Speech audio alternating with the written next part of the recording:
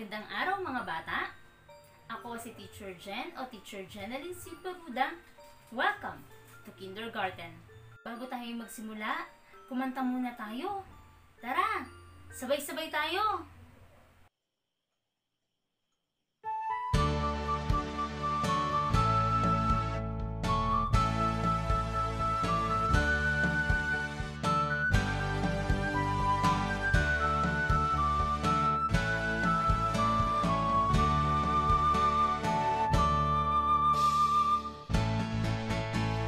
Ikaw ay masaya, tumawa ka. Kung ikaw ay masaya, tumawa ka. Kung ikaw ay masaya, buhay mo ay sisigla. Kung ikaw ay masaya, tumawa ka. Kung ikaw ay masaya, pumalakpak. Kung ikaw ay masaya, pumalakpak. Kung ikaw ay masaya, buhay mo ay sisigla. Kung ikaw ay masaya, pumalakpak. Kung ikaw ay masaya, pumadyak ka. Kung ikaw ay masaya, pumadyak ka. Kung ikaw ay masaya, buhay mo ay sisigla. Kung ikaw ay masaya, pumadyak ka. Kung ikaw ay masaya, gawin lahat. Kung ikaw ay masaya, gawin lahat. Kung ikaw ay masaya, buhay mo ay sisigla. Kung ikaw ay masaya, gawin lahat.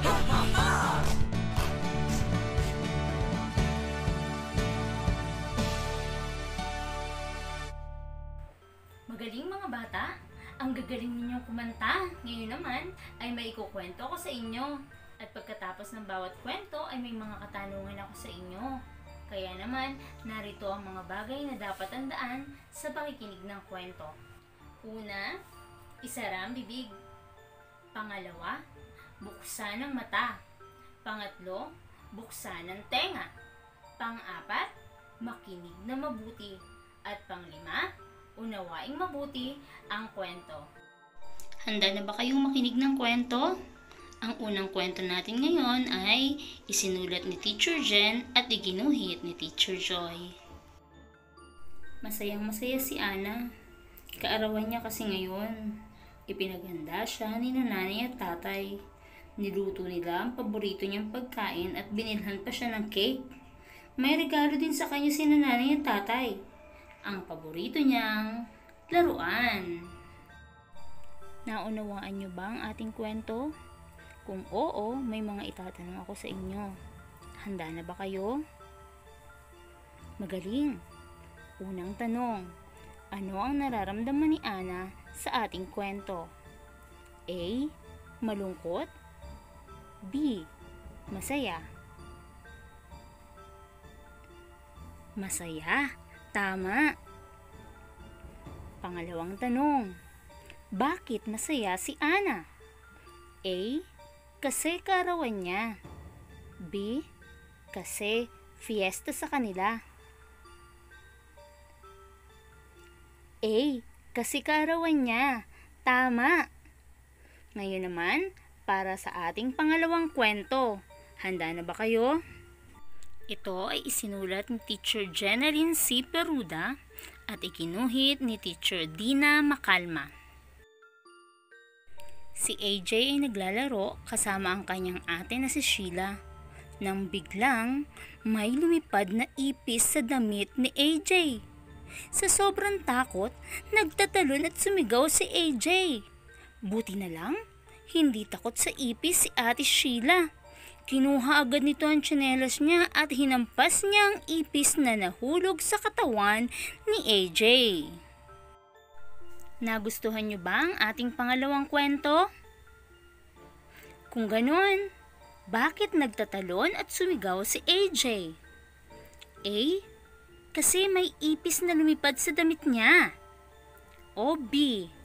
Kasi ginulat siya ni Ate Sheila. A. Tama! Kasi may ipis na lumipad sa damit niya. Ano naman ang naramdaman ni AJ nang may ipis na lumipad sa damit niya? A. Natuwa siya? O B. Natakot siya? B. Tama! Natakot siya! Gusto niyo pa ba ng isa pang kwento? Kung ganon, narito na ang ating pangatlong kwento. Isinulat ni Teacher Jeneline Peruda at iginuhit ni Teacher Dina Macalma. Minsan, habang abala si Joy sa paglalaro ng cellphone, ay inutusan siya ni Nanay Lorinda na bantayan ang sinaing dahil naglalaba ito. Sumagot lang si Joy ng opo at itinuloy ang paglalaro ng cellphone. Hanggang narinig na lang niyang nagagalit si nanay kasi nasunog na ang sinaing. Nakalimutan niyang pinababantayan nga pala ito sa kanya ni nanay. Naunawaan niyo ba ang ating pangatlong kwento? Magaling! Kung ganon, ano ang iniutos ni Nanay Lorinda kay Joy? A. Bantayan ang bunsong kapatid. O B. Bantayan ang sinaing. B. Tama! Bantayan ang sinaing. Bakit nagalit si Nanay Lorinda? A. Kasi nasunog ang sinaing. O B. Kasi ang sarap ng sinaing ni Joy. A. Tama! Kasi nasunog ang sinaing. Oops! Teka lang, may isa pa tayong kwento na isinulat ni Teacher Jeneline Peruda at iginuhit ni Teacher Joelyn Norberte. Isang malungkot na araw para kay Dina. Ngayon kasi ang alis ni tatay pabalik ng ibang bansa.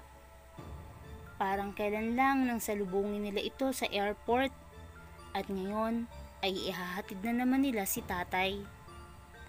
Hindi mapigilan ni Dina ang mapaiyak sa sobrang lungkot kahit nauunawaan niya ang dahilan ng pag-alis ni tatay. Hindi inalis ni Dina ang pagkakayakap kay tatay. Gusto niyang sulitin ang mga oras na magkasama pa sila. Naunawaan niyo din ba ang ating pang-apat na kwento? Kung ganon ang tanong, ano ang nararamdaman ni Dina sa ating kwento? A. Masaya? O B. Malungkot? B. Tama, malungkot. Bakit nalulungkot si Dina? A. Kasi aalis na si tatay. O B. Kasi namatay ang alaga niyang si Bantay. A. Tama. Kasi aalis na si tatay.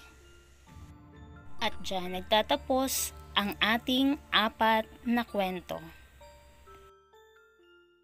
Maraming salamat sa pakikinig ninyo mga bata at sa pagsagot sa aking mga katanungan.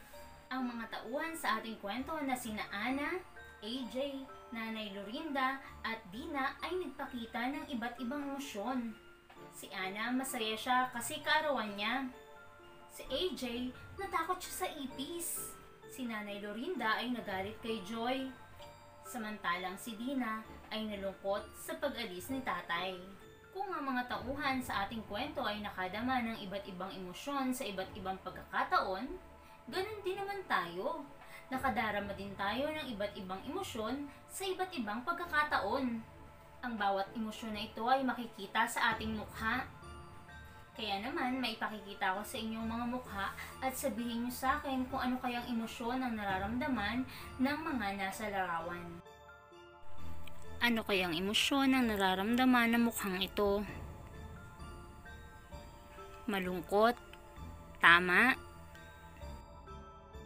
Ito naman kaya, anong emosyon ang pinakikita ng nasa larawan? Masaya?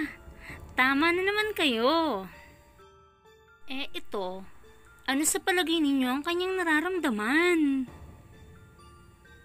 Takot. Siya ay natatakot. Tama.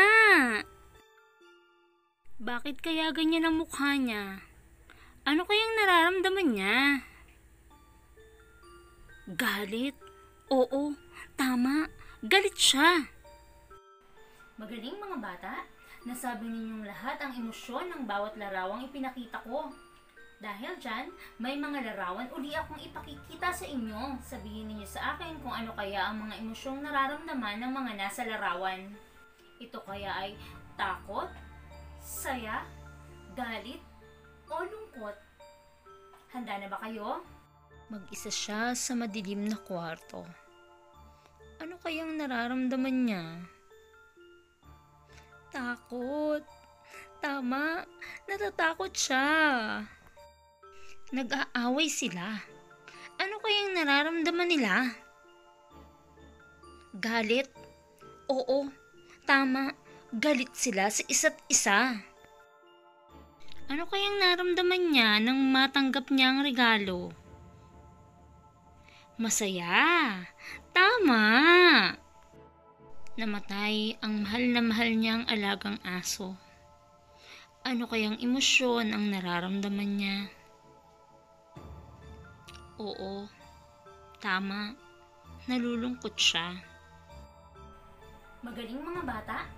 Ang gagaling ninyong kumilala ng mga emosyon. Maraming salamat sa inyong pakikinig, panunood, at pakikiisa. Huli, ako si Teacher Jenaline C. Peruda na nagsasabing ayos lang malungkot. Okay lang din magalit. Normal ang matakot. Pero mas masarap maging masaya. Kaya ikaw, piliin mong maging masaya.